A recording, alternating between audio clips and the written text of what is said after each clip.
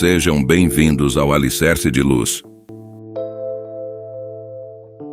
Leitura do ensinamento. O valor do ser humano está no senso de justiça e de retidão. Terceira e última parte. Publicado em 10 de outubro de 1951. Outro caso interessante ocorreu quando eu ainda negociava com a Mitsukoshi. Em protesto contra as condições injustas do acordo imposto por ela, neguei-me a fechar o negócio. O encarregado da operação, surpreso, disse-me ter sido a primeira pessoa que fizera oposição quando, como regra geral, os fornecedores sempre se sujeitavam àquelas condições. Reconhecendo que eu estava com a razão, a Mitsukoshi desculpou-se e o caso foi resolvido.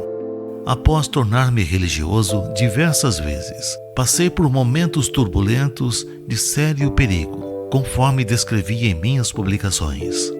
Nessa época, bastava a religião ser nova para sofrer pressão e perseguição. Como estávamos sob o regime militar, não havia meios para reagir, e eu padeci bastante. Finalmente, o militarismo chegou ao fim, o que prova a vitória da justiça.